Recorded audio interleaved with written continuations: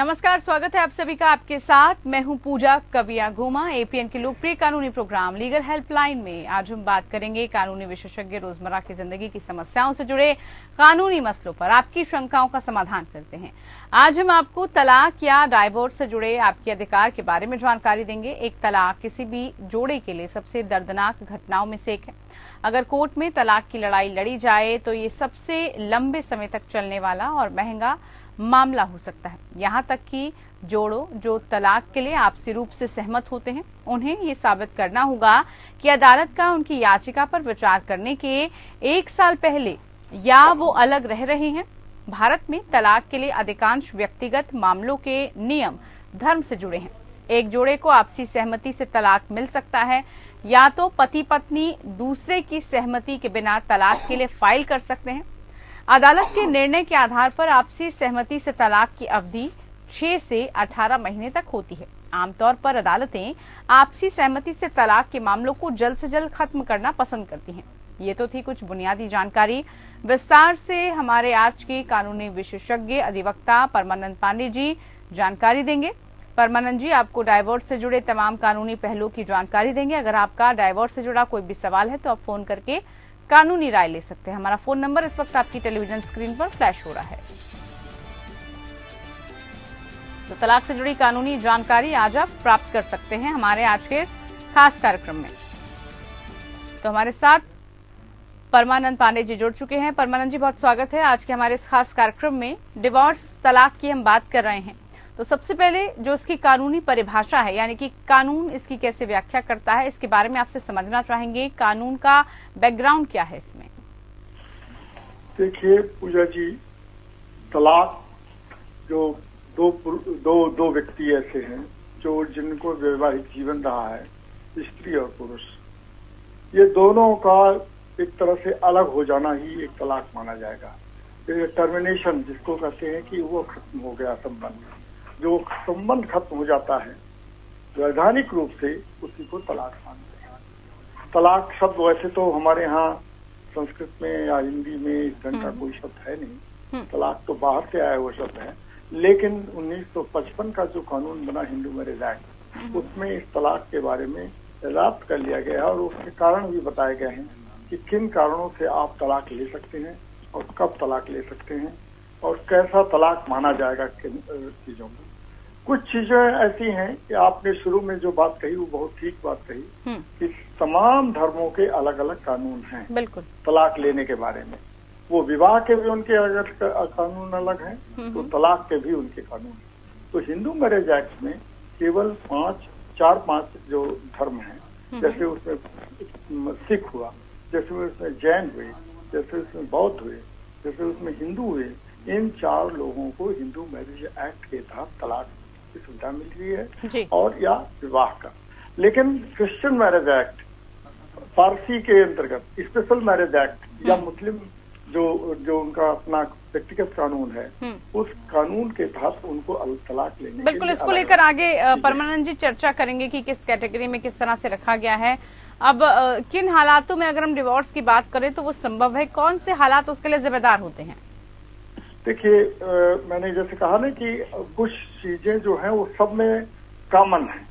वो उसका कारण जैसे ये है कि मान लीजिए शादी हुई है और शादी के बाद वो पति पत्नी बहुत दिनों तक एक दूसरे से नहीं मिल रहे हैं, दोनों के बीच में ऐसा है कि कोई दैहिक संबंध नहीं हो पा रहा है, शारीरिक संबंध नहीं हो पा रहे हैं, वो दोनों के रखरखाव के बारे में दोनों का आपसी मेलजोल नहीं हो पा रहा है। तो ये कुछ ऐसे ग्राउंड्स हैं जिनको लेकर के सब जगह पर, यहाँ भी हिंदू मैरिज एक्ट में भी है और मुस्लिम मैरिज एक्ट या क्रिश्चियन मैरिज एक्ट या स्पेशल मैरिज एक्ट, सब में इस चीज को ध्यान में रखा गया है कि उसका ध्यान अगर नहीं रखा जा रहा है, दोनों के बीच में विवाह केवल एक संबंध बनाया गया है और उस संबंधों का पूरी तरह से निर्वहन नहीं हो पा रहा है, तो वो विवाह को मान लिया जाता है कि ये एक ग्राउंड है कि इसके आधार पर तलाक लेंगे। दूसरा सबसे बड़ा ग्राउंड ये है कि क्रुएलिटी हो रही है।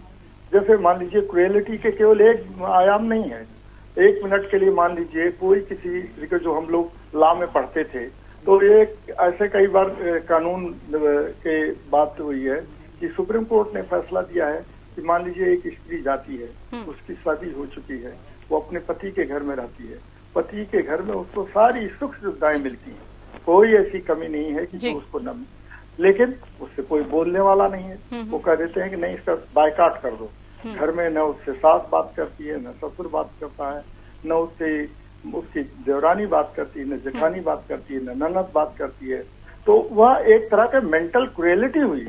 उस केवल मारपीट की ही बात नहीं हुई, एक मेंटल क्रुएलिटी हुई कि उसको सारी सुख सुविधाएं, खाने पीने की सब चीज दी हुई है, बावजूद इसके साथ उसका एक तरह का उसके ऊपर अत्याचार किया जा रहा है। ये अत्याचार की कई कैटेगरीज होती है, जिनमें से एक अत्याचार ये भी है, मानसिक रूप से उसका अत्याचार किया जा रहा है उस पर, और उसके कारण भी वो तलाक ले। बिल्कुल, जैसे अभी आपने बताया कि अलग अलग धर्मों या समुदाय के लोग डिवोर्स लेते हैं तो उनके अलग अलग कानून हैं। अब ऐसे में हिंदू पर्सनल लॉ में डिवोर्स का जो मुख्य बिंदु है वो क्या है?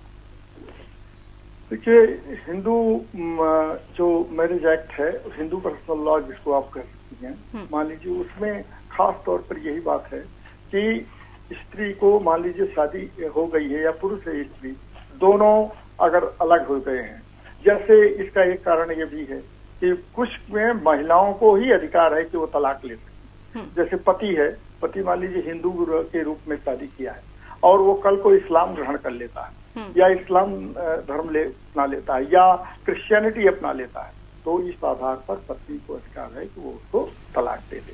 तो लेकिन ये सुविधा केवल स्त्रियों के लिए ही। या ये एक कारण और भी है, जैसे दोनों के बीच में ऐसा संबंध है, स्त्री या पुरुष दोनों का एक एडल्टरस संबंध है। जैसे पुरुष किसी दूसरी स्त्री के साथ रहने लगता है या स्त्री किसी दूसरे पुरुष के साथ रहने लगती है, यह भी एक बहुत बड़ा आधार है कि इस आधार पर लोग तलाक ले लें। स्त्री को मान लीजिए अगर ये पता चलता है कि उसके पति ने दूसरी शादी कर ली, तो हिंदू विवाह अधिनियम में यह बात रखी गई है कि कोई भी व्यक्ति दूसरी शादी नहीं कर सकता है, उसको एक ही मैरिज रखनी पड़ेगी, उसके एक ही शादी से रखना पड़ेगा। लेकिन अगर उसने कोई दूसरी शादी कर लिया है और पत्नी को ये मालूम हो जाता है और पत्नी के पास एक प्रमाण हो जाता है कि ये दूसरी औरत के साथ रह रहा है, दूसरी स्त्री के साथ रह रहा है, तो यह उसके पास एक बहुत ही ठोस आधार होगा कि उसके आधार पर वो पति से तलाक ले सके। और इसी तरह से पति को भी है कि पति को भी पता चला है कि उसकी पत्नी का किसी दूसरे व्यक्ति के संबंध के साथ एक लिव इन रिलेशनशिप में रह रही है, उसके साथ नाजायज संबंध में रह रही है, तो वह उसके आधार पर तलाक ले सकता है। हालांकि ये कहना बहुत आसान है एडल्टरस रिलेशनशिप के बारे में, जैसे अंग्रेजी में कहा होता है ना कि ये बहुत आसान है कि किसी को कह दे कि तुम्हारा किसी से संबंध है, लेकिन ये बहुत कठिन है ये चीज को साबित कर पाना कि उसके साथ उसका किसी का संबंध है। लेकिन आजकल के जमाने में तमाम वीडियो की सुविधाएं हो चुकी हैं, फोन की सुविधाएं हो चुकी हैं, मॉडर्न टेक्नोलॉजी आ चुकी है, इस नाते काफी हद तक ये संभव हो सका है कि ये दूसरे पकड़ लिए जाते हैं कि उनके संबंध किसी दूसरे से हैं, एक नाजायज संबंध उनके साथ है, तो इस आधार पर भी तलाक लिए जा सकते हैं। हालांकि ये एक चीज बताएं कि ये जो हिंदू मैरिज एक्ट के संबंध कुछ चीजें हैं, ये लगभग दूसरे धर्मों के तलाक में भी यही चीज, स्पेशल मैरिज एक्ट में भी यही संबंध है कि अगर कोई एडल्टरस रिलेशनशिप में रहता है, एडल्ट्री में रहता है, तो इस आधार पर उसको मेंटल क्रुएलिटी होती है तो उसके आधार पर वो तलाक ले सकते हैं। ये 3-4 ग्राउंड्स ऐसे हैं जो सब में सम्मिलित है, वो हिंदू मैरिज एक्ट में भी ये बात दी हुई है। बिल्कुल, तो हिंदू मैरिज एक्ट की हमने बात की। अब ऐसे में जो मुस्लिम पर्सनल लॉ है उसमें तलाक से संबंधित क्या मुख्य बिंदु रहने चाहिए? मुस्लिम पर्सनल लॉ में देखिए, मुस्लिम पर्सनल लॉ में मुझे ये कहने में कोई संकोच नहीं है कि स्त्रियों को कम अधिकार दिए गए हैं, पुरुषों को ज्यादा अधिकार दिए गए हैं। स्त्री को केवल एक अधिकार है, वो खुला तलाक के बारे में। उस खुला तलाक में उसको स्त्री को ये मान लीजिए उसके साथ क्रुएलिटी हो रही है, बहुत सारी चीजें ऐसी हो रही हैं जो बर्दाश्त नहीं कर पा रही है, तो वह पुरुष को ये केवल चेतावनी दे करके कह सकती है कि मैं तुम्हारे साथ अपना जीवन निर्वाह नहीं कर सकती हूँ और तुम मेरे लायक नहीं हो, वो चली जाती है, तो अलग रह जाती है। लेकिन वो पुरुषों को अधिकार ये है कि एक तो अभी तो बंद कर दिया सुप्रीम कोर्ट ने, एक से पहले तलाक बिद्दत था। तलाक बिद्दत में ये था कि वो 3 बार नशे की हालत में भी हो, शराब पिए हुए व्यक्ति भी अगर 3 बार किसी स्त्री से कह देता कि मैं अगर तुमको तलाक दे रहा हूँ, तो इसी आधार पर वो तलाक मान लिया जाता था। हालांकि सुप्रीम कोर्ट, भारत के सुप्रीम कोर्ट ने उसको बंद कर दिया।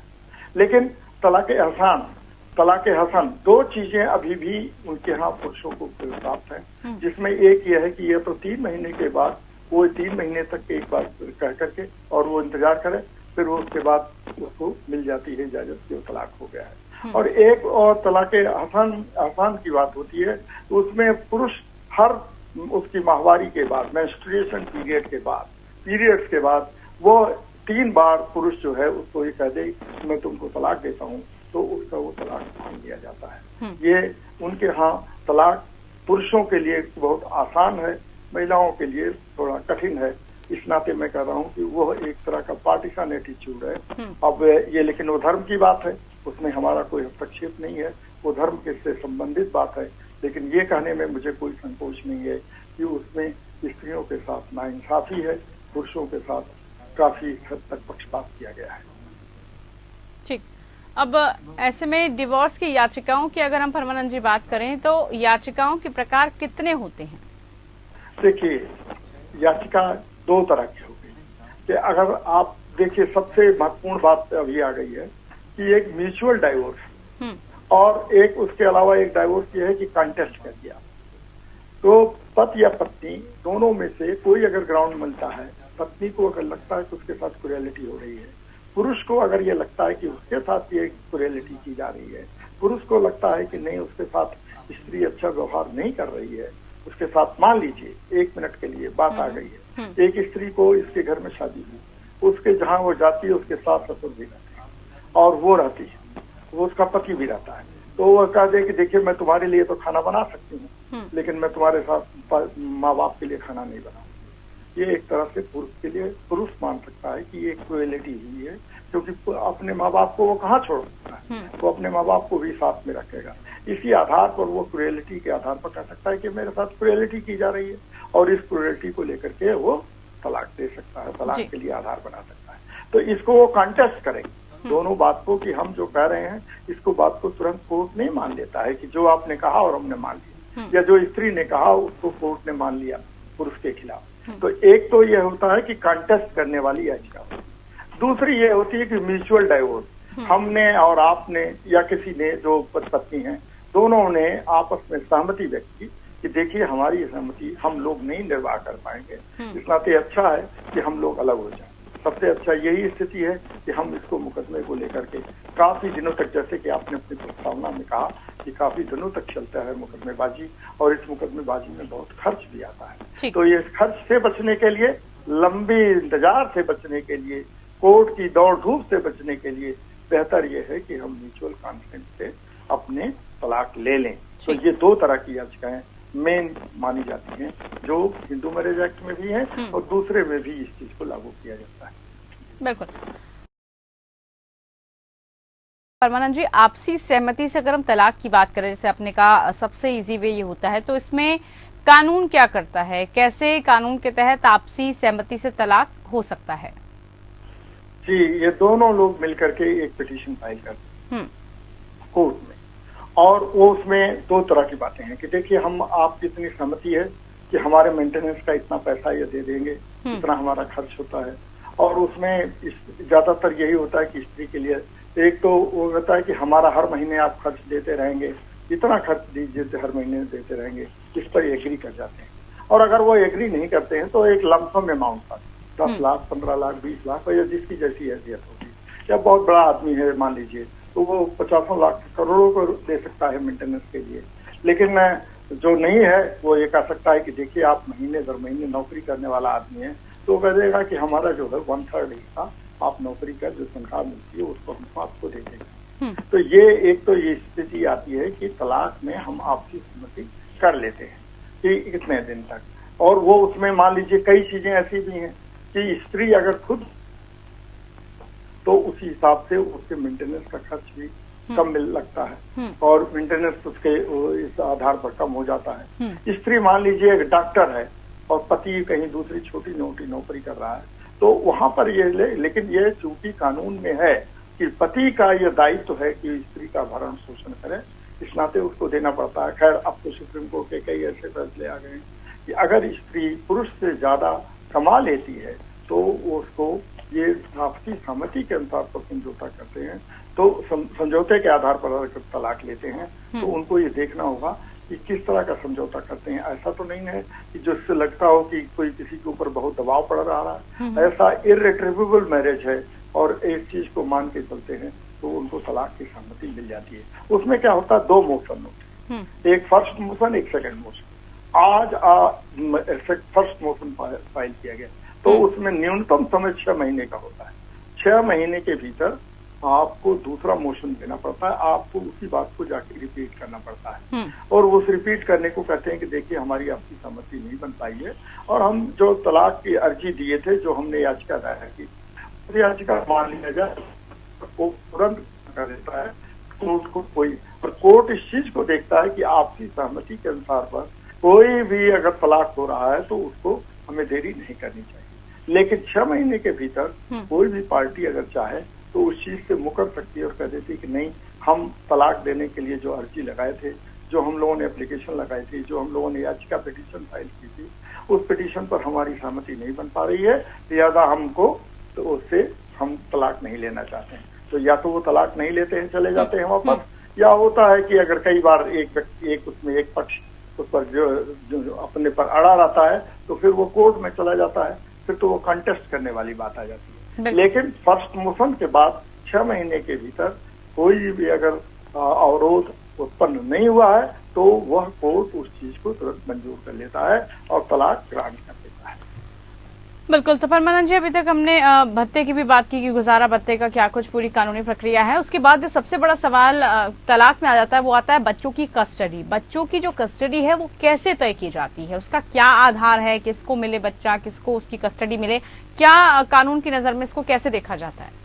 देखिए पूजा जी, आपने अपने प्रस्तावना में इस चीज को कहा था कि तलाक कोई ऐसी चीज नहीं है कि जिसको बहुत एक खुशी की बात कही जाए। आपने कहा ना कि ये बहुत ही कठिन दौर होता है, ये दोनों के लिए होता है। शुरू में ही आपने कहा और अच्छा लगा मुझे कि तलाक कोई ऐसा नहीं है कि जिसको आप सेलिब्रेट कर रहे हैं। तलाक एक बहुत ही कष्टकारी चीज है, दोनों के लिए दुखद है। और सबसे बड़ी दुखद बात यह है कि बच्चों के लिए, बच्चे कहते हैं कि किसी एक के नहीं होते, बच्चे दोनों की साझा, संतान जो होती है दोनों की साझा होती है। जितना पुरुष है उतना ही स्त्री, दोनों के लिए वह एक साझी चीज है, साझी विरासत है और उसमें ये ध्यान देना पड़ता है। लेकिन कोर्ट कस्टडी को देते समय कि किसको कस्टडी मिले, मान लीजिए अगर पुरुष कोई आमदनी बहुत है, पैसा अच्छा कमा ले रहा है, उसके घर में कोई देखभाल करने वाली बात आती है तो एक सर्टेन समय के बाद पुरुष को यह अधिकार दे दिया जाता है कि आप बच्चों की देखभाल कर सकते हो और करने की स्थिति में हो इस नाते कर सकते हैं। लेकिन स्त्री के हक को उसमें नहीं मारा जाता है, स्त्री को देख रेख के लिए कहा जाता है। लेकिन कानून की निष्ठ में सबसे पहला हक स्त्री का होता है, बच्चे पर सबसे पहला हक स्त्री का है, क्योंकि माँ से अच्छा कोई भी बच्चे का देखभाल नहीं कर सकता है। माँ एक न केवल विश्वविद्यालय है, माँ से अच्छा कोई देखभाल बच्चे की कर नहीं सकता है। ये एक समझ लीजिए कि इसको एक्सेप्टेबल फैक्ट है, ये पूरा इस पर अनकंटेस्टेड फैक्ट है, इसको कोर्ट भी मानते हैं। तो ज्यादातर छोटे टॉडलर, जो छोटे बच्चे 5 से 7 साल तक के बच्चे हैं, उनको माँ को ही कस्टडी दी जाती है और बाप को कहा जाता है, पुरुष को कहा जाता है कि आप इसकी देखभाल के लिए पूरा का पूरा रखें और हफ्ते में या 10 दिन में उसको 2 घंटे के लिए, 3 घंटे के लिए पुरुष के अधिकार में भी दे दिया जाता है कि आप उसको जाकर के देख रेख उसकी कर सकते हैं। उसके आपके समय में विजिटिंग राइट्स को जिसको कहते हैं, विजिटिंग राइट्स उसको मिल जाता है कि जिस दिन छुट्टी होती है स्कूल के बाहर जाकर के जा सकता है। उसके बाद वो 2-3 घंटे तक बच्चे के साथ खेल सकता है, उसको कहीं ले जा सकता है, रेस्टोरेंट में ले जा सकता है, खाना पीना खा सकता है, रह सकता है या उसके साथ घूम सकता है। लेकिन फिर उसके बाद माँ के पास ही लौटाना पड़ता है, क्योंकि माँ से अच्छा देखभाल करने वाला कोई भी व्यक्ति नहीं हो सकता है बच्चे का। तो कोर्ट कहता है कि बच्चे का हित सर्वोपरि है, बच्चे के हित जहाँ पर होगा वहीं पर वो कस्टडी का राइट दिया जाएगा। बिल्कुल। अब परमानंद जी, तलाक लेने के लिए अगर हम खर्च की बात करें तो कितना खर्च इसमें अमूमन आता है? क्योंकि काफी मुश्किल होता है इसके लिए, किसी के लिए भी ये सब जुटाना, लेकिन अगर खर्च की हम बात करें तो कितना खर्च इसमें अमूमन आ सकता है? ये फिर मैं आपकी बात पर ही लौटता हूँ, जहाँ आप ये एक खर्चीला प्रोसेस और टाइम भी बहुत समय लगता है, समय भी बहुत लगता है। अगर म्यूचुअल नहीं हुआ है तो इसमें बहुत टाइम भी लग जाता है। तो खर्च की जहां तक बात है, वकीलों का खर्च आता है, हो सकता है बहुत सारे आजकल लीगल सर्विसेज कमेटी बन चुकी हैं, उसमें जिसको ये लेना होता है तो वो कहता है हमारे पास जाइए, हमारे पास पैसा नहीं है, तो हम उसके लीगल सर्विसेज कमेटी के पास जाते हैं, वो प्रो बोनो वकील वहां मिल जाते हैं जो उनकी कार्रवाई करते हैं। लेकिन कई बार वकील लोग बहुत ज्यादा चार्ज करते हैं, जो इसमें सक्षम होते हैं वो कहते हैं हम प्रो बोनो सर्विसेज लेने के लिए नहीं जाएंगे, तो वकीलों के, तो वहां पर उनको काफी खर्च उठाना पड़ता है। वैसे केवल पिटीशन फाइल करने की जब आती है तो फैमिली कोर्ट में आप फाइल करिए, 15 रुपए कोर्ट फीस लगती है, केवल 15 रुपए कोर्ट फीस लेकर के और जमा करा सकते हैं। टाइप करवाइए और टाइप करवा के ले जाकर के जमा कर दीजिए। लेकिन यह तो एक केवल कोर्ट फीस 15 रुपए की है, बाकी जो खर्च आता है अब वो बहुत ही खर्चीला कारण है और बहुत भयावह है। कई चीज में कह रहा हूँ कि तलाक लेना कोई सेलिब्रेशन की बात नहीं है, तलाक बहुत ही भयावह है, बहुत कष्ट वाला है। इस नाते इसमें बहुत सारे वकील भी बहुत पैसा ले लेते हैं और उनकी सीमा 10,000 से लेकर के 1 लाख, 2 लाख, 4 लाख, 5 लाख रुपए तक ले सकते हैं। जो बड़े लोग हैं जो देने की स्थिति में हैं वो करते हैं। हालांकि काम वही जो छोटा वकील करेगा वो बड़ा वकील करेगा, कोई इसमें बहुत ऐसी चीज नहीं है कि जिसमें बहुत मुआवजे की बहुत सारी गुंजाइश होती है। कारण उसके बहुत 4, 5, 6 होते हैं। एडल्ट्री है, क्रुएलिटी है, डिजर्शन है, या कोई रिनंसिएशन है, जैसे किसी ने शादी किया और चला गया सन्यासी बन गया, तो ऐसे में वो क्या करेगा रह करके। तो ये कारण उसके बहुत 5, 6, 8, 10 सीमित हैं। उन्हीं कारणों से मान करके अगर जाते हैं तो वह उसी आधार पर तलाक मिल जाता है। लेकिन ये टाइम बाउंड नहीं है, इसमें समय बहुत लग जाता है। इसी नाते इसको कह सकते हैं कि खर्च ज्यादा है, बार बार जाना आपका खर्च चुनना, तो ये खर्च इसमें ज्यादा है और कष्टकारी है। बिल्कुल कष्टकारी है और इसीलिए कानून के तहत इसको इस तरह से जो प्रक्रियाएं हैं वो की गई हैं। बहुत शुक्रिया परमानंद जी आपका, आप हमारे साथ जुड़े और जुड़कर आपने लीगल हेल्पलाइन में बताया कि कानून यानी कि तलाक से जुड़ी कानूनी प्रक्रिया क्या है। फिलहाल के लिए इतना ही, नमस्कार।